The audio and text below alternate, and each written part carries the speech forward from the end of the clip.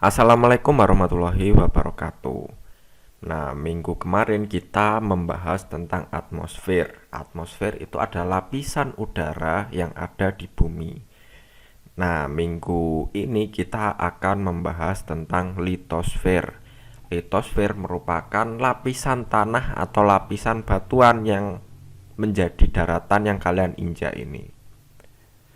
Nah, karena pada subbab ini ada banyak yang harus dipelajari, kalian bisa mempelajarinya sendiri. Jadi saya akan membahas hal-hal penting saja tentang litosfer agar waktunya tidak banyak-banyak untuk video ini.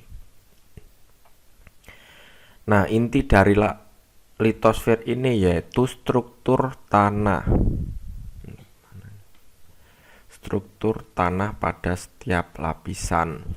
Nah, lihat gambar 5.18 ini. Ini ada gambar seorang petani dan lapisan tanah yang terbuka. Nah, ini ada lapisan tanah yang ini, lapisan tanah yang kedua, dan ini lapisan tanah kedua. Lalu di bawahnya ada batuan-batuan kayak gini. Lapisan tanah yang berbeda-beda. Dan lapisan tanah ini di tempat berbeda juga berbeda-beda pula, tapi umumnya adalah yang kita pelajari sekarang. Apa itu litosfer? Litosfer berasal dari kata Yunani yaitu litos dan speria. Litos artinya batuan, speria artinya lapisan. Jadi litosfer merupakan, ini saya beri penting, litosfer merupakan lapisan batuan yang ada di bumi. Dalam pengertian luas, litosfer diartikan sebagai seluruh bagian padat di bumi termasuk intinya, maksudnya inti bumi. Struktur padat bumi terdiri atas kerak, ini kerak, mantel, dan inti. Masing-masing struktur bumi dibedakan lagi menjadi bagian-bagiannya masing-masing. Kerak bumi dibedakan menjadi kerak benua, kerak samudra. Kerak benua merupakan kerak bumi yang berada di daratan. Kerak samudra merupakan kerak bumi yang berada di dalam laut. Mantel bumi terdiri atas mantel atas dan mantel bawah. Ini jadi lapisan di bawahnya kerak lagi disebut mantel. Inti bumi dibedakan menjadi dua, yaitu inti luar dan inti dalam yang berupa cairan pekat, dan inti dalam yang bersifat pekat atau padatan, hampir menyerupai padatan. Ini dijelaskan lagi. Berdasarkan struktur bumi ada dua teori yang teori mendasar yang perlu kamu pelajari, yaitu ini teori yang penting, saya kasih kuning, teori tektonik lempeng serta teori gempa bumi dan gunung berapi. Ini jadi satu, teori gempa bumi dan gunung berapi. Nah, pertama kita belajar tentang teori tektonik lempeng pada gambar 5.19. Nah, ini adalah gambar peta dunia sekarang. Nah, berdasarkan ini, ternyata diketahui para ilmuwan itu mengukur bentuk-bentuk dari setiap pantai di seluruh dunia. Jadi ini diukur, dilihati satu-satu gitu. Dan ternyata diambil kesimpulan bahwa, ini kan saya garisi, pada garis-garis pantai itu kalau disambungin kayak puzzle itu menyambung seperti ini. Ini benua Eurasia, benua Amerika, Antartika, India, Australia, dan lain sebagainya. Itu ternyata garis pantainya nyambung seperti apa? Kalau disatukan itu nyambung, dan nah kayak gini, kalau misalkan Afrika itu, lah ininya nyambung.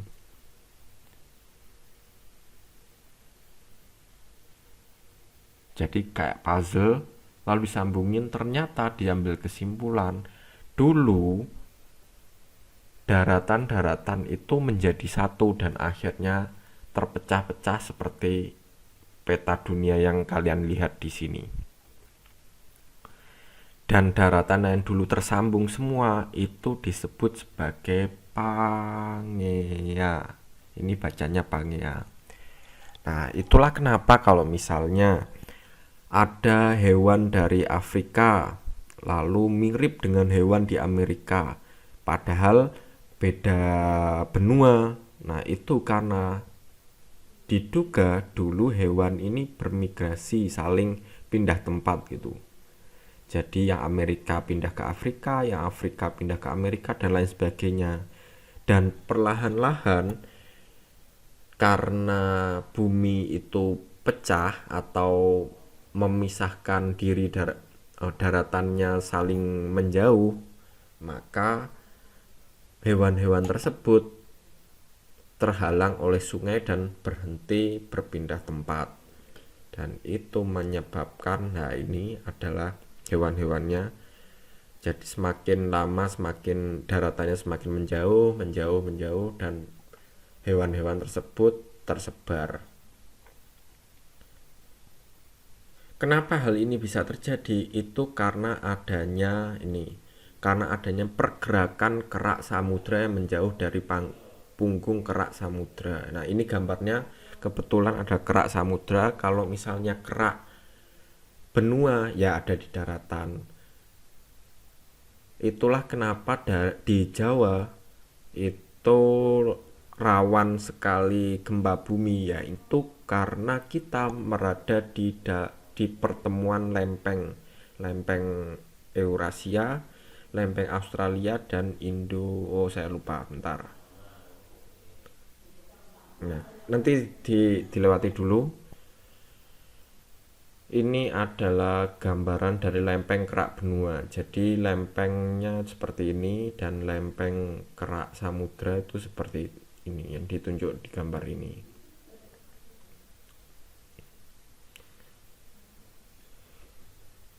Ini daratan yang ada tanpa ada,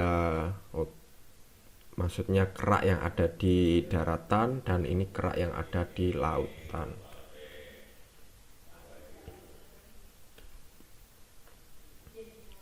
Nah, ini dari sini kita tahu bahwa Indonesia berada di antara lempeng Indo-Australia dan lempeng Eurasia ini. Ini kan Indonesia. Lihat ini gambarnya lempeng.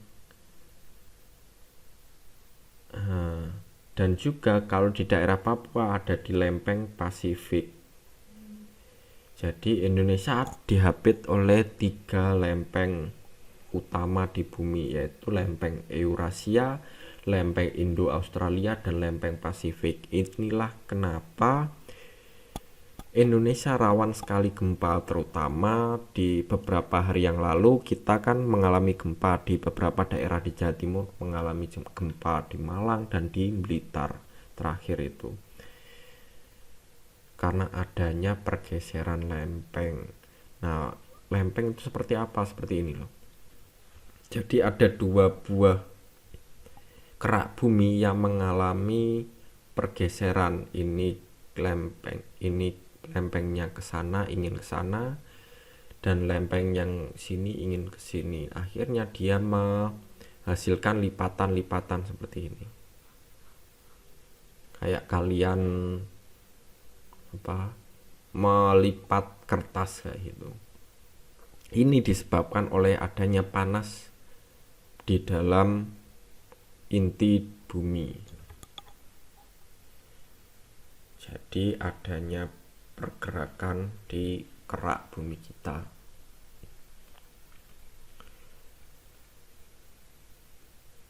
Nah, ini adalah gambar dari nyatanya, bukan animasi, dari lempeng atau patahan San Andreas. Ini mungkin ini San Andreas di California, Amerika Serikat. Jadi bentuknya ini lurus. Nah, ini karena ada perbedaan lempeng, yang satu ini ke sana, yang satu ini ke sana. Jadi ada pola lipatan seperti ini. Nah, jika terdapat dua lempeng saling berdekatan, maka pergerakan itu disebut konvergen. Berapa lempeng yang bergerak konvergen antara lain yaitu lempeng Indo-Australia dengan lempeng Filipina, serta lempeng Indo-Australia dengan lempeng Eurasia. Pergerakan lempeng secara konvergen akan mengakibatkan tabrakan antar lempeng. Akibatnya terjadi fenomena subduksi dan tabrakan antar benua.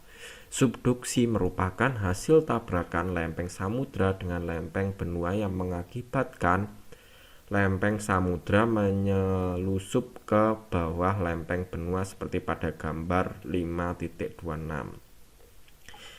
Nah, berbeda dengan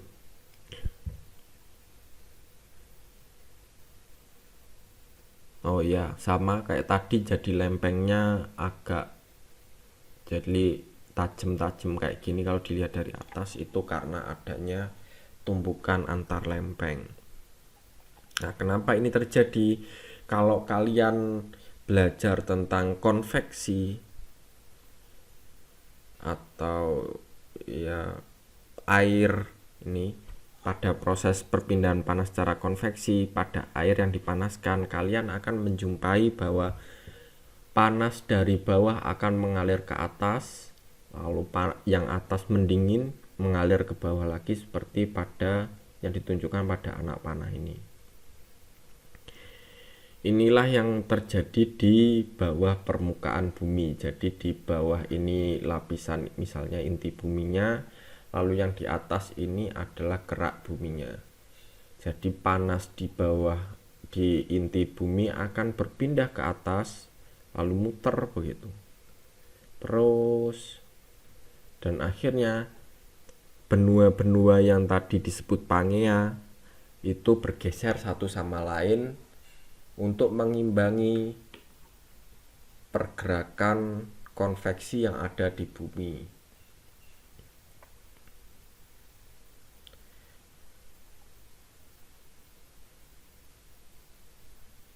Nah, ini ada penyebab terjadinya pergerakan lempeng tektonik yang seperti saya jelaskan tadi.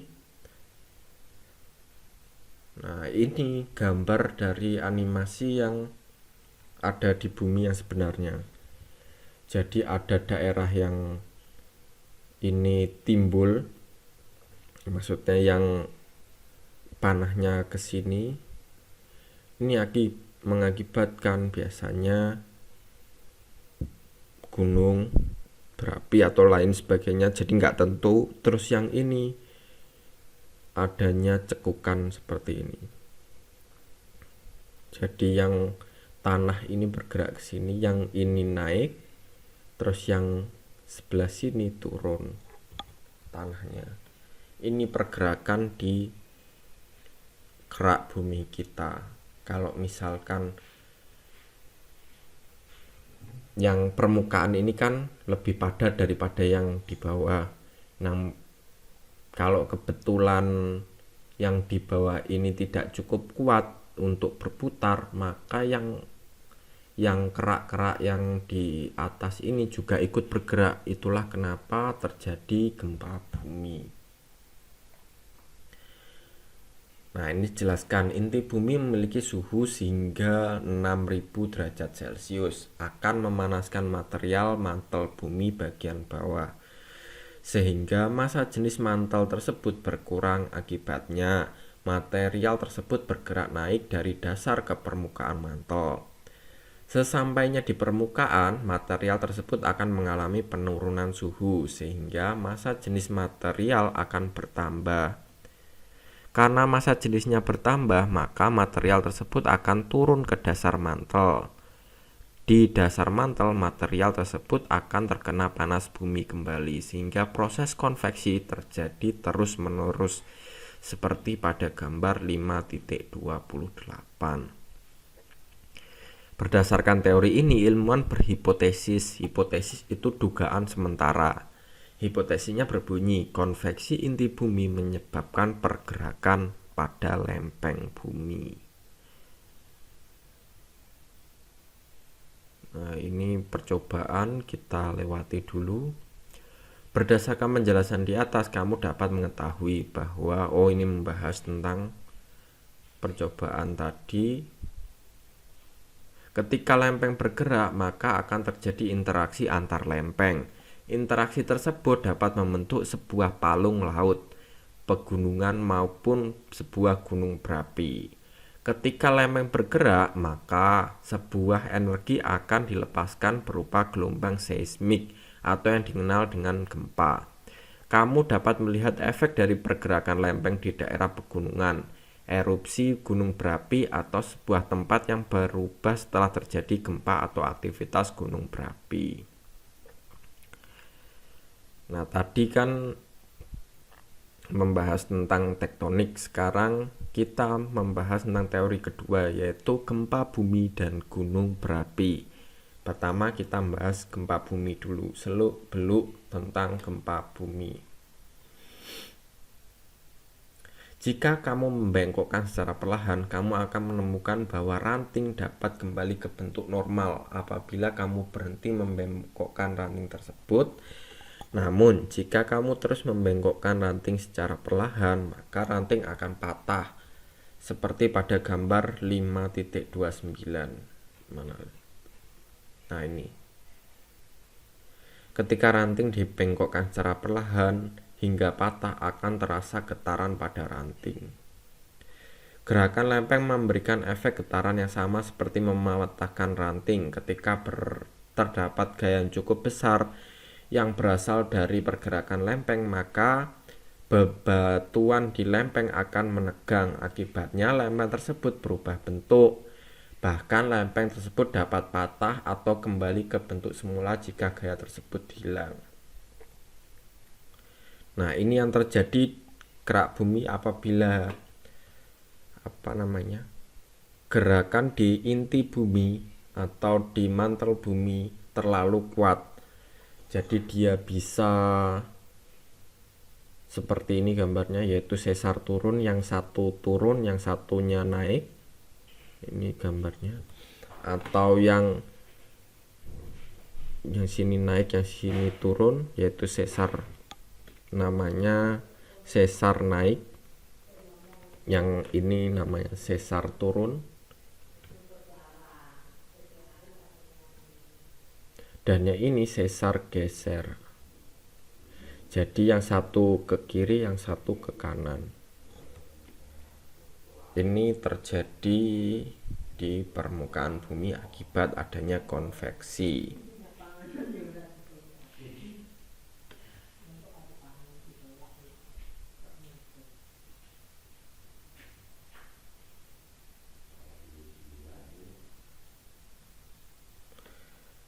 Nah, ketika sebuah lempeng ditarik berlawanan oleh sebuah gaya, maka akan terbentuk sesar normal seperti pada gambar 5.30A. Yang A ya. Struktur batuan lempeng yang ada di atas sesar akan bergetar turun dibandingkan struktur batuan lempeng yang ada di bawah sesar.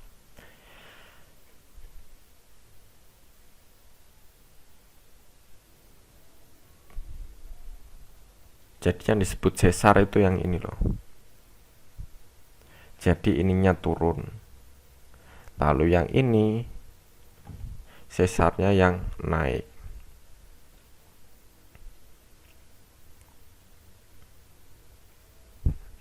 Sebuah gaya mendorong lempeng saling berdekat, akan menekan lempeng tersebut dari arah yang berlawanan.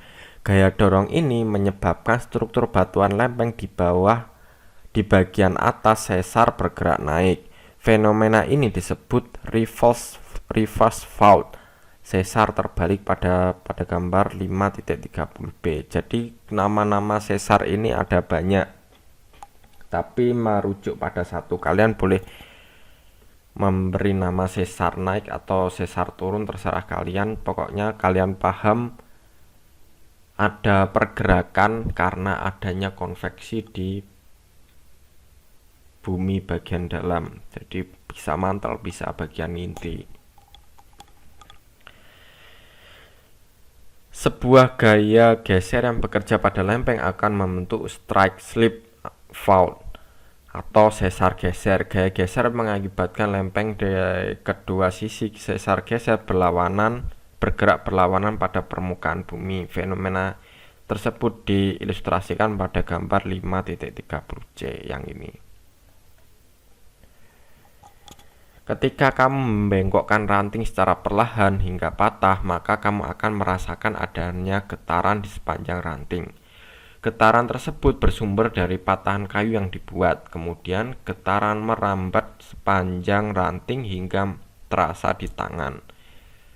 Sama halnya dengan patahan ranting, ternyata gempa bumi juga melepaskan gelombang.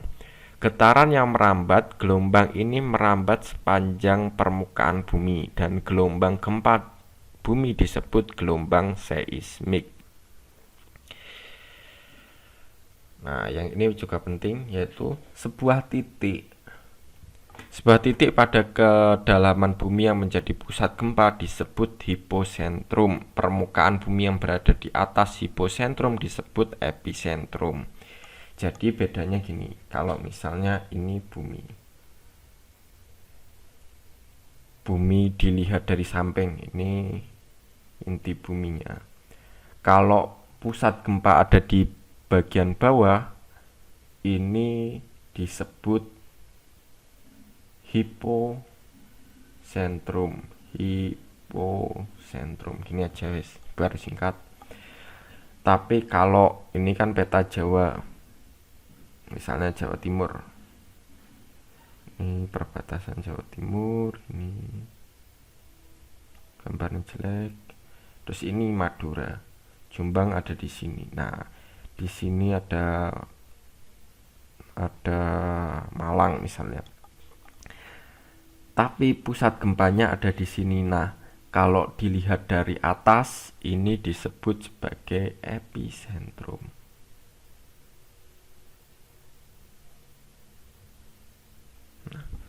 Kayak gitu. Jadi bedanya hipocentrum dan epicentrum itu seperti itu. Jadi kalau kalian melihat berita lalu ada epicentrumnya berada di misalnya Blitar, nah jangan kaget, epicentrum adalah pengertian dari pusat gempa. Saat terjadi pergerakan lempeng, ini sudah agak kurang bisa kalian baca sendiri gitu maksudnya. Nah, ini hipocentrum, jadi di bawah permukaan bumi seperti ini. Lalu yang bagian atas ini disebut epicentrum.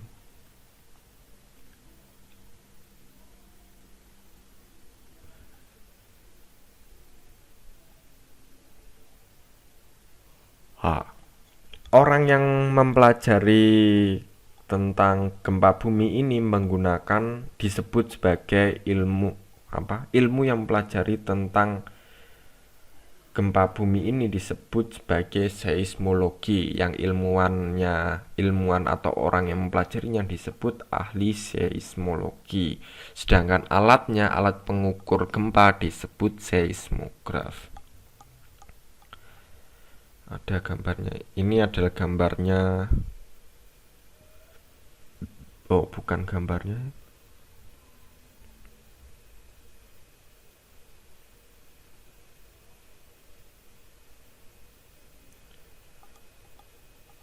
Nah, ini cara menemukan pusat dari gempa. Jadi ada banyak orang yang mengukur gempa misalnya ini ada 3 titik di Eropa, di Amerika Selatan, dan Amerika Serikat cenderung ke Kanada. Jadi ketiganya mengukur waktu yang bersamaan, dan karena waktunya bersamaan tapi arah gelombangnya merambat secara tidak merata. Jadi ini gambarnya sebenarnya lingkaran harusnya. Nah, lingkaran pertama gelombangnya diterima oleh stasiun pengamatan 3 pada pukul misalnya 20, jadi jam 8 malam titik 00. Terus merambat lagi sampai stasiun pengamatan 2 melakukan pengamatan gelombangnya nyampe pukul 20.02 misalnya. Terus lagi ini sampai di stasiun pengamatan 1 ini nyampe di 20.05 misalnya. Terus diukur, kalau misal dikalikan kecepatannya, ada waktu, ada data kecepatan gelombang, maka diketahui jaraknya, jarak pusat gempanya, dan jarak tersebut diukur diberi lingkaran seperti ini. Jadi kalau ketiganya ketemu di satu titik, maka titik ini disebut sebagai epicentrum gempa. Nah, ini ada petunjuknya. Nah, ini dijelaskan, di bagian ini dijelaskan skala-skalanya. Skala pada gempa itu disebut sebagai skala Richter. Jadi ada 1 sampai 10.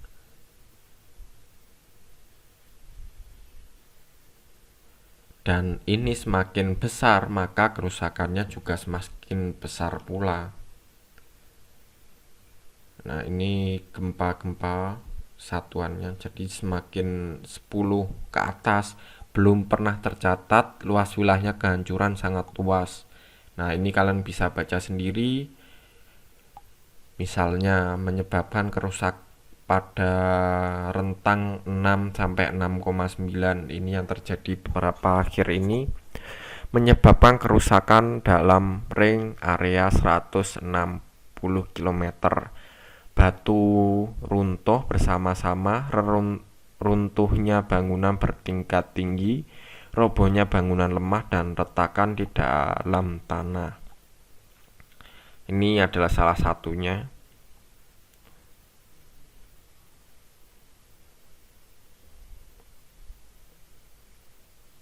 Nah, ini kita membahas tentang tsunami, yaitu gelombang air laut. Ini bentar. Gelombang air laut dapat mengalir ratusan kilometer ke segala arah dari epicentrum. Gelombang air laut ini disebut sebagai tsunami. Pusat gelombang tsunami adalah epicentrum yang berada di laut yang jauh dari pantai. Ketinggian gelombang tsunami di tengah laut hanya sekitar 1 meter. Namun gelombang tersebut dapat merambat dengan kecepatan 500 sampai 1000 km per jam.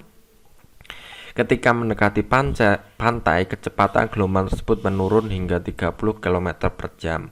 Akan tetapi, tinggi gelombang tsunami di dekat pantai meningkat hingga puluhan meter. Jadi kecepatannya turun, tapi tingginya itu berlipat ganda. Sebelum gelombang tsunami sampai di pantai, air laut yang ada di pantai tersebut surut seketika. Hal itu tersebut merupakan pertanda bahaya akan terjadi gelombang tsunami. Proses terjadinya gelombang tsunami dapat dilihat pada gambar 5.34 berikut. Jadi ini gambar tsunaminya. Pertama, itu airnya, karena terjadi retakan ini, airnya surut, mengisi celah-celah di retakan di dalam bumi. Akhirnya beberapa saat kemudian energinya kembali, lalu dia melonjak hingga ketinggian tertentu. Inilah yang membahayakan saat terjadi tsunami, terjadinya gelombang raksasa. Nah, ini pengukuran resiko bencana. Ini caranya. Ini ada korban-korban yang terjadi pada tahun 1989 sampai 2003. Ini berbagai negara. Kekuatannya adalah sebagai berikut ini. Korban yang meninggal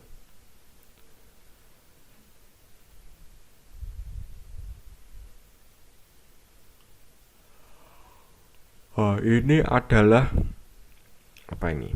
Tindakan tanggap sebelum gempa terjadi. Jadi ada beberapa tindakan yang dapat kamu lakukan sebelum gempa terjadi. Ini sangat berguna kalau daerahmu berpotensi terjadinya gempa. Karena Indonesia khususnya di Jawa merupakan pertemuan lempeng, maka potensi gempa itu selalu terjadi. Jadi sebaiknya apa yang kita lakukan yaitu satu, merenovasi rumah agar tahan gempa. Yang kedua yaitu cek kestabilan benda yang menggantung. Jadi menggantung dan berat. Misalnya ini ada gambar lampu yang ditaruh di langit-langit, itu dicek dulu kestabilannya. Kalau dia gempa dan jatuh maka akan membahayakan. Pelajari lingkungan kita. Jadi kalian harus belajar yaitu yang kayak gini. Jadi yang kalian pelajari ini termasuk pelajari lingkungan sekitar. Selanjutnya yaitu meletakkan benda berat dan mudah pecah di bagian bawah. Ya. Selalu sediakan kotak P3K senter makanan sebagai persediaan darurat. Ini adalah tindakan yang dapat kalian lakukan sebelum gempa bumi terjadi. Sumbernya yaitu dari BMKG Republik Indonesia. Sedangkan saat gempa bumi terjadi adalah yang harus dilakukan ketika dalam ruangan, cari perlindungan dari reruntuhan. Kalian dapat berlindung di bawah meja dan lain sebagainya. Ketika di luar ruangan, tetaplah di luar ruangan. Jadi jangan masuk ke ruangan. Menjauhlah dari bangunan dan benda lain yang berpotensi runtuh. Ketika dalam kendaraan, keluar dan cepat cari tempat terbuka. Menjauh dari pantai karena berpotensi tsunami, lalu jika di pegunungan menjauhlah dari daerah yang rawan longsor. Nah, setelah gempa bumi terjadi, keluar dan ruangan dengan teratur, jangan membuat kepanikan.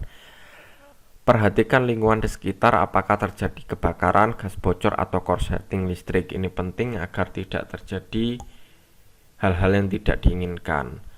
Lalu selanjutnya, jangan berjalan di daerah gempa karena ada kemungkinan reruntuhan menimpamu. Jadi jangan menjauhi bangunan pokoknya tentunya. Jangan memasuki rumah yang telah terkena gempa. Ini bisa jadi ada potensi rumahnya roboh dan lain sebagainya. Mengisi angket instansi yang terkait. Jadi kalau misalnya ada pemerintah kota, kabupaten atau provinsi yang ada melakukan survei kerusakan, ya diisi aja biar tahu dan ada penanganan lebih lanjut. Mengikuti informasi terkait gempa yang terjadi. Jadi kalian setelah gempa kalian harus update selalu beritanya agar tahu apakah ada potensi gempa susulan dan lain sebagainya. Selalu berdoa, yang terakhir yaitu selalu berdoa kepada Tuhan Yang Maha Esa. Apabila kamu terjebak dalam bangunan atau reruntuhan, kamu dapat menyingkirkan reruntuhan terlebih dahulu. Tutuplah mulut dan hidungmu dengan kain atau masker. Ini kalian bisa, tips-tipsnya kalian bisa baca sendiri. Nah, sekarang kita bahas tentang gunung berapi. Pada bagian selanjutnya kamu telah mempelajari tentang gelembung udara pada air mendidih dapat naik ke permukaan karena memiliki massa jenis yang lebih kecil. Sama halnya dengan air mendidih, batuan cair atau magma juga bergerak ke permukaan karena memiliki massa jenis yang lebih kecil dari batuan yang ada di sekitarnya. Naiknya magma ke permukaan menyebabkan erupsi. Erupsi terjadi pada gunung berapi. Magma yang keluar dan mengalir ke permukaan bumi saat terjadi erupsi disebut dengan lava. Ini saya. Jadi magma itu ada di bagian bawah bumi, bagian dalam bumi, ada di mantel dan lapisan inti. Kalau misalnya magma itu telah keluar, maka disebut sebagai lava. Jadi magma yang telah keluar disebut sebagai lava. Gunung berapi memiliki lubang yang berbentuk melingkar. Di daerah puncaknya disebut kawah. Saat erupsi terjadi, magma dan material lainnya dimuntahkan melalui kawah gunung berapi. Nah, ini gambarnya. Batuan dan lempeng yang menekuk akan melebur menjadi magma.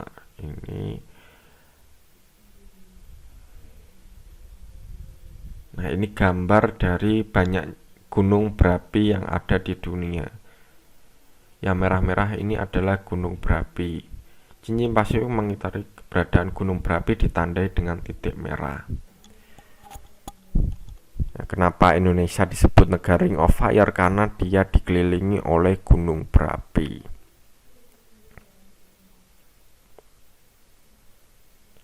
Ini persebaran khusus di Indonesia seperti ini. Jadi Jawa banyak. Kenapa kita harus belajar ini? Karena kalian harus tahu apa yang kalian lakukan apabila terjadi gempa.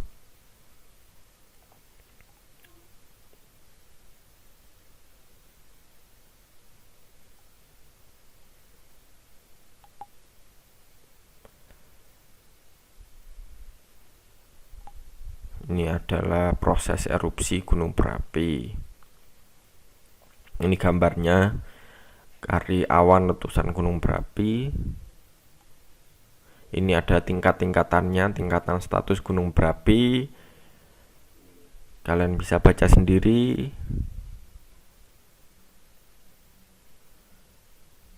Yang pertama harus dilakukan yaitu mengungsi, barang bawaannya harus yang penting-penting saja, lalu berlindung,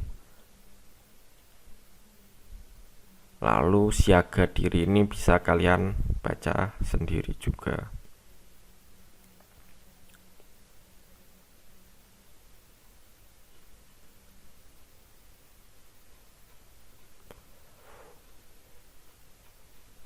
Wah, sekian itu dari penjelasan saya yang penting-penting saja dari subbab litosfer. Minggu depan kita akan membahas tentang hidrosfer. Yang tidak saya jelaskan bukan berarti tidak penting, karena memang terlalu banyak. Jadi kalian bisa membacanya sendiri. Kalau misalnya ada yang belum paham, segera chat saya, nanti akan saya beri penjelasan lebih lanjut mana yang belum paham dan klarifikasi kalau misalnya kalian mengalami kesulitan memahami materi. Sekian penjelasan dari saya. Assalamualaikum warahmatullahi wabarakatuh.